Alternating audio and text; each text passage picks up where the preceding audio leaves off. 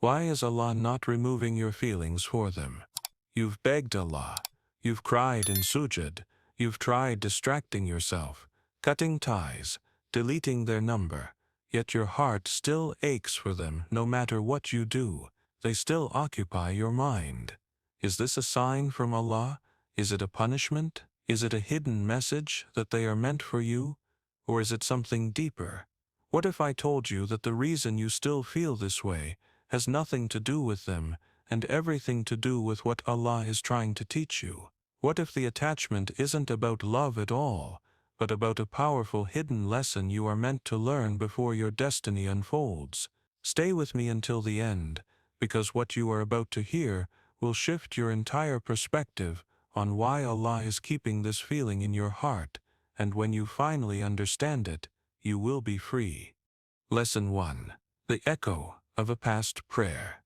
What if the love you feel is not just an accident, but an answer to a dua you once made? Maybe, in the past, you asked Allah for someone who would bring you happiness, someone who would make you feel alive, and now this person entered your life, but not in the way you expected. Could it be that this person is not meant to stay, but only meant to show you a glimpse of what is possible?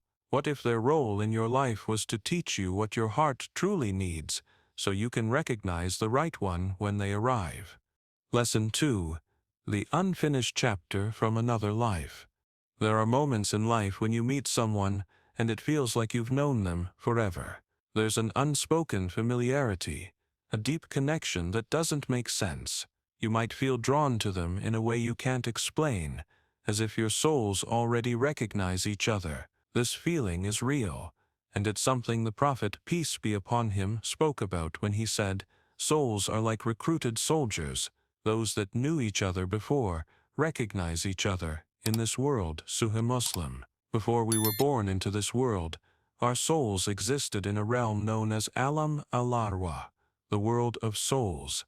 In that unseen existence, before our bodies were created, our souls interacted, formed bonds, and recognized each other. When two souls cross paths in this world, there can be an instant feeling of comfort, as if they are continuing something that started long before. This is why sometimes we meet a person and feel a connection that goes beyond words. But just because your soul recognizes someone does not mean they are meant to stay in your life forever. Sometimes, a soul that was once close to yours is placed in your path again, not to be a part of your future, but to teach you something, to remind you of something, or to help you close a chapter you didn't even know was unfinished. It is one of the hardest things to accept, this feeling of deep familiarity with someone, yet realizing that they may not be meant for you in this life. You might wonder why Allah brought them into your life if they were not meant to stay. But what if the reason is not about them at all? What if this connection was meant to awaken something inside of you? What if their presence was not about fulfilling a relationship, but about preparing you for something greater?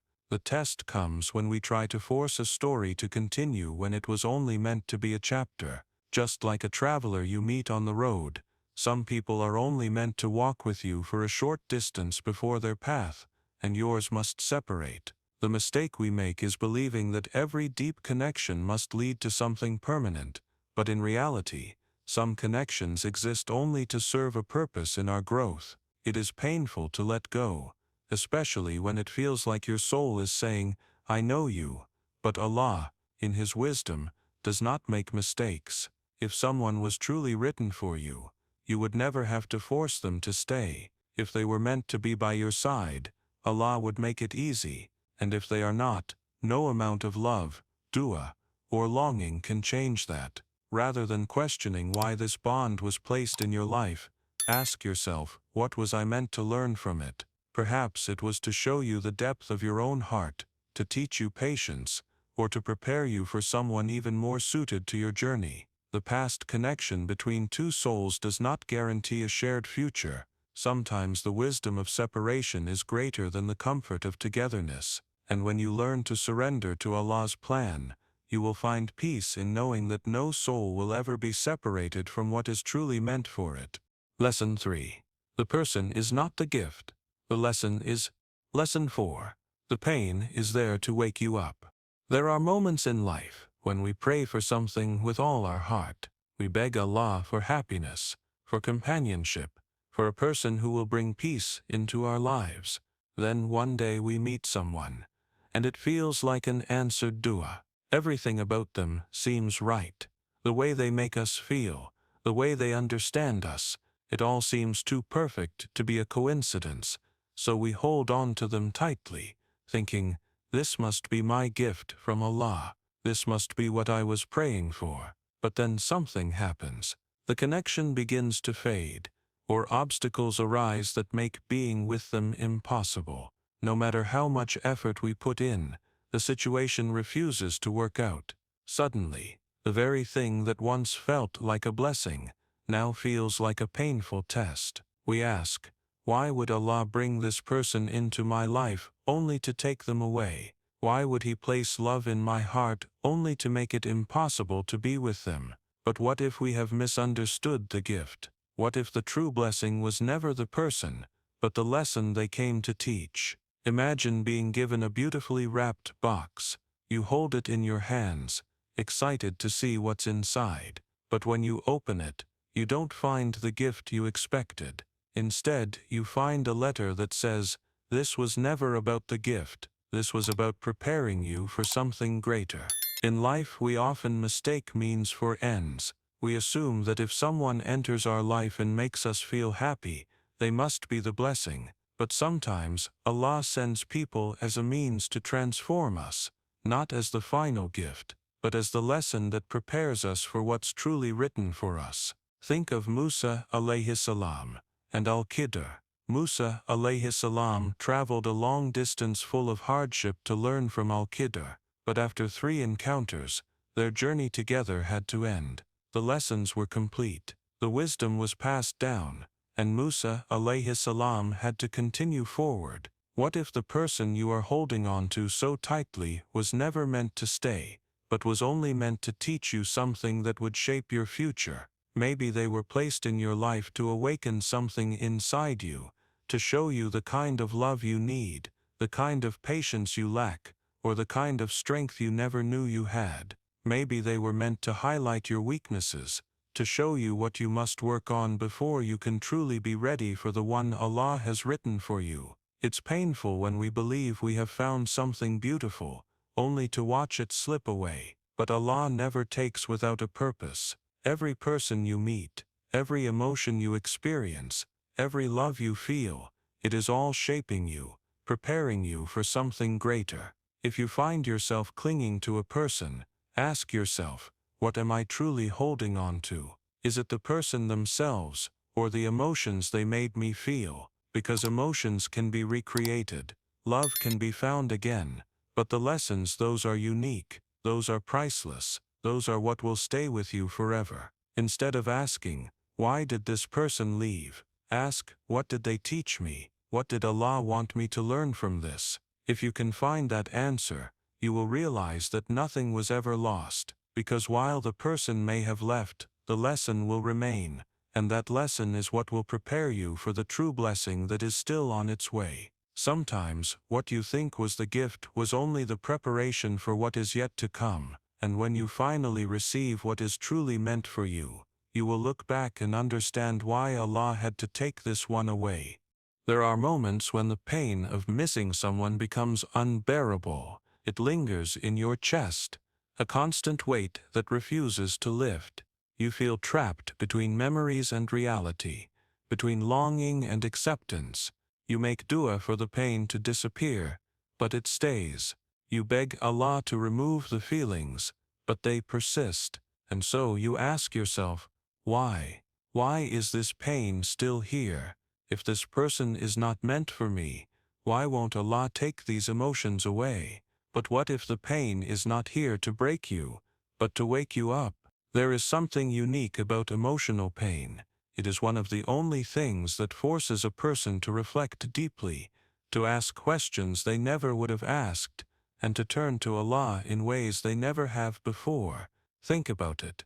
When was the last time you made sincere, heartfelt dua before this? When was the last time you cried to Allah in sujud, truly feeling your dependence on Him.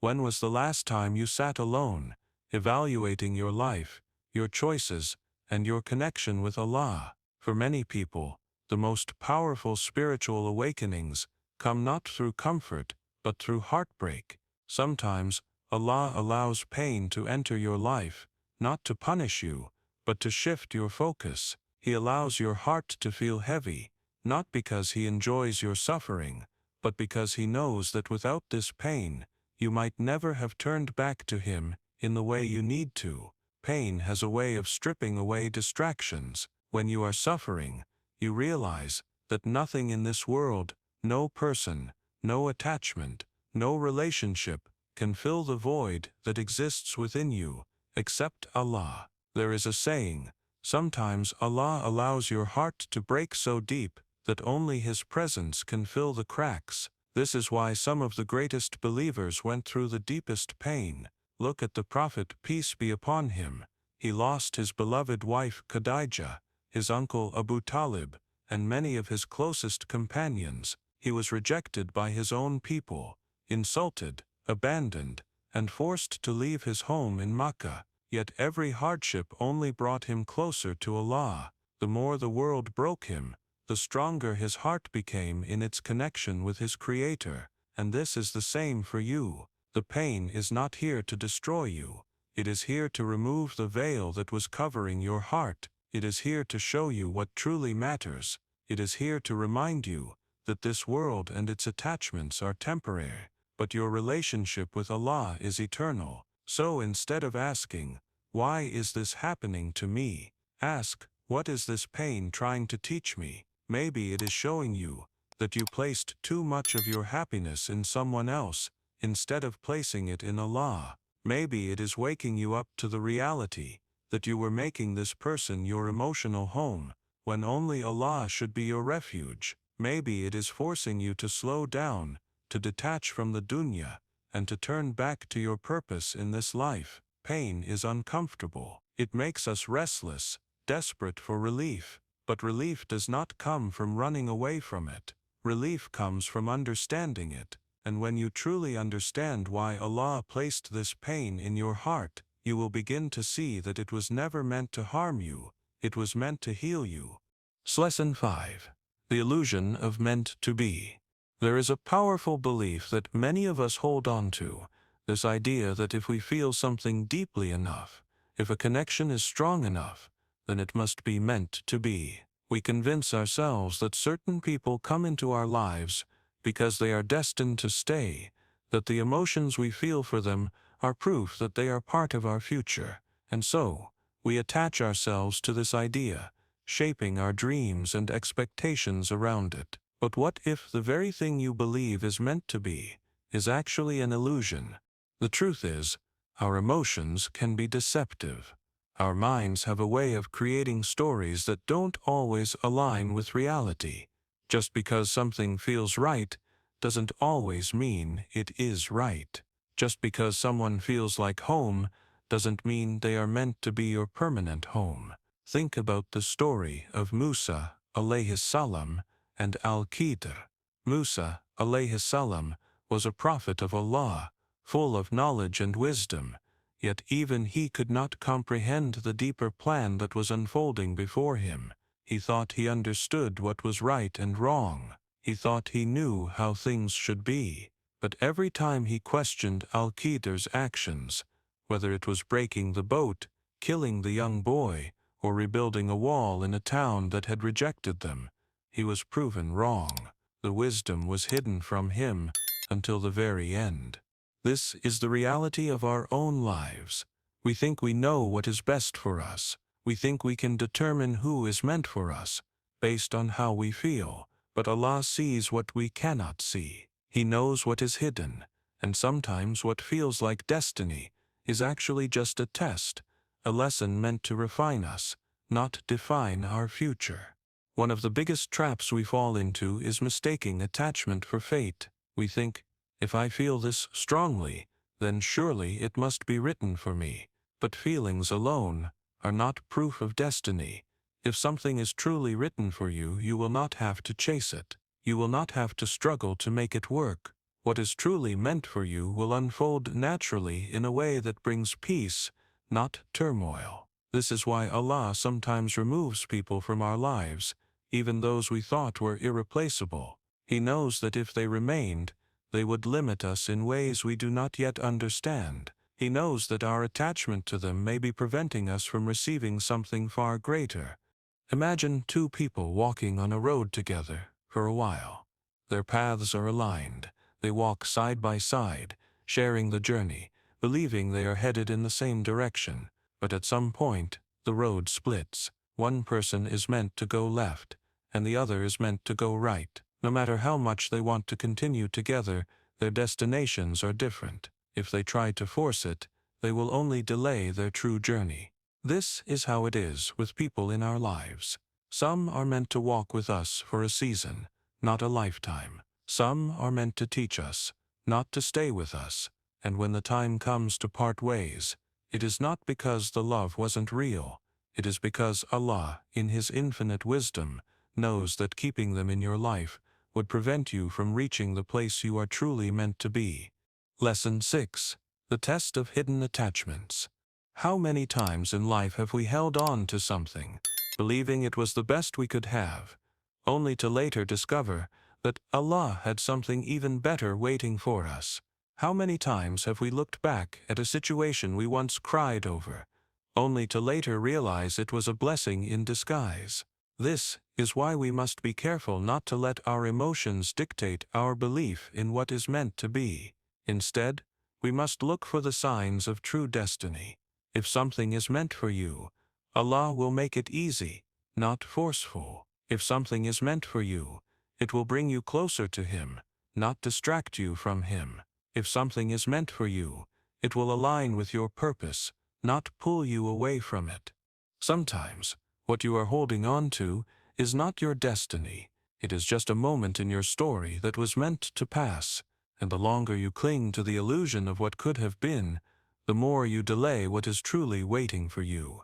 Let go of the idea that everything you love is meant to stay. Trust that Allah does not take anything away except to replace it with something better. When you finally release the illusion, you make space for the reality of what is truly meant for you. One day, when you reach that place of clarity, you will look back and understand, what I thought was my destiny was only a shadow. The real blessing was always ahead of me. There are attachments we recognize, and then there are those we don't even realize we have. The second type, the hidden attachments, are the ones that test us the most. They are silent, subtle, and deeply rooted in our hearts. We may not even be aware of how much control they have over us until we are forced to let them go. One of the greatest deceptions we tell ourselves is, I am not attached, I am just affected by this situation. We convince ourselves that we are fine, that we have moved on, that we are not emotionally dependent. But the truth is revealed when something unexpected happens, when the person we thought we had detached from suddenly reappears, when a memory resurfaces, when we see them happy with someone else. At that moment, we feel a sudden ache in our hearts, a longing we thought was gone, and it is in that moment we realize we never really let go. We just buried the attachment deep enough to pretend it wasn't there. Allah tests us with our attachments because He wants to purify our hearts. He does not want our love for anything in this world to compete with our love for Him. That does not mean we are not allowed to love. It simply means that no love should have power over us. No attachment should make us forget our purpose. No person should occupy a place in our hearts that only belongs to Allah. One of the greatest hidden tests of attachment is when our emotions start dictating our actions. When we say we have moved on, but we still check their social media. When we say we have accepted Qadar, but deep down we still hope for a different outcome. When we say we trust Allah, but we secretly make decisions based on what we want, rather than what is best for our iman. This is where the test lies. Not in the presence of love, but in the way that love affects us. A true test of attachment is not when you lose something instantly. It is when you slowly watch it slip away, and you have to choose between clinging to it or surrendering to Allah. Look at the story of Ibrahim, alayhi salam. He loved his son Ismail deeply. For years he prayed for a child, and when Allah finally gave him one, he was told to leave Ismail and Hajar in the desert. Later, he was tested again, commanded to sacrifice his beloved son. It was a test of pure submission. Was his love for his son greater than his obedience to Allah? Of course, Allah never intended for him to actually sacrifice Ismail. The test was not about the son, it was about the attachment. And the moment Ibrahim, alayhi salam, proved that nothing in his heart was greater than his submission to Allah, the sacrifice was replaced with a ram, and his son was spared. This is what hidden attachments do. They challenge us in ways we don't expect. We assume the test is about the person we love, but the real test is about who we become because of that love. If your attachment to someone is causing you to delay your prayers, that is a test. If your attachment is making you check your phone more than you check in with Allah, that is a test. If your attachment makes you afraid of losing them more than you fear losing your connection with Allah, that is a test. And if Allah is not removing your feelings, it may be because He is waiting for you to pass the test. So how do you know if you are truly attached to someone in an unhealthy way? Ask yourself, if I never spoke to this person again, would I feel lost, or would I still feel whole with Allah? If they moved on with their life, would I feel like my future was ruined, or would I trust that Allah's plan is better than mine? If Allah replaced them with someone else, would I resist it, or would I embrace it as part of my journey? The answers to these questions will tell you whether your attachment is pure or whether it is holding you back. This is why Allah sometimes removes people from our lives, even when we are not ready to let go. He knows that we cannot reach our full potential until we free ourselves from the things that tie us down, and if we do not let go willingly, He may allow pain to come as a way to push us forward, because as long as we are attached to something that is not meant for us, we will never have space for what is meant for us. Some people are removed, not because they are bad, but because their presence would delay your growth. Some feelings are left in your heart not to torture you, but to show you where your true weaknesses lie. And some attachments are tested not to make you suffer, but to purify your heart, so that when the right love arrives, you will be ready to receive it. Lesson 7. When you let go, you make space for what's meant for you. Letting go is one of the hardest things a person can do. It feels like releasing a part of yourself, like losing something that was woven into the fabric of your soul. When you love someone deeply, when you've built dreams around them, when your heart has held on to them for so long, the idea of moving on feels impossible. But what if the very thing you are holding on to is the one thing that is stopping you from receiving what is truly meant for you? There is a powerful reality that many people don't realize. Your hands cannot receive what is written for you if they are still holding on to what is not. When you refuse to let go of something that Allah is trying to remove from your life, you are unknowingly delaying the arrival of something better. Imagine someone clutching a broken piece of glass. They hold it tightly, afraid to let it go, but the tighter they grip it, the more it cuts into their hand. They cry from the pain, but they are unwilling to release it because they believe it is the only thing they have. What they don't realize is that if they just open their hand, they would not only stop the pain, but Allah would place something beautiful in it, something whole, something meant for them, something far greater than they ever imagined. This is what happens when we refuse to let go of someone Allah is trying to remove from our lives. We hold on to them because we believe they are what's best for us. We convince ourselves that if we just try a little harder, if we pray a little more, if we wait long enough, things will work out. But in reality, what is meant for you will never require you to fight against fate. What is truly yours will never come with endless confusion, pain, and difficulty. This is why letting go is so important. It is an act of trust. It is saying to Allah, Ya Rab, I don't understand why you are taking this away from me, but I trust that you see what I cannot. I trust that if you are removing this from my life, it must be because something better is on its way. Think about the way Allah works. When He wants something for you, does He not make it effortless? When He sends you a blessing, does He not open doors with ease? When something is truly meant for you, does it not come with clarity and peace? So why do we convince ourselves that the thing we are struggling to keep is still meant for us? One of the greatest mistakes we make is assuming that if we feel deeply about something, it must be ours. But the depth of your feelings does not define destiny. You can love something deeply, and it can still not be meant for you. You can want something desperately, and it can still not be good for you. But here's the thing. Letting go is not just about removing someone physically from your life. It is about removing them from your heart. You might have stopped talking to them. You might have deleted their number, unfollowed them on social media, and distanced yourself physically. But if you are still checking up on them, still wondering what could have been, still making dua for them to come back, then you have not truly let go. Letting go means surrendering.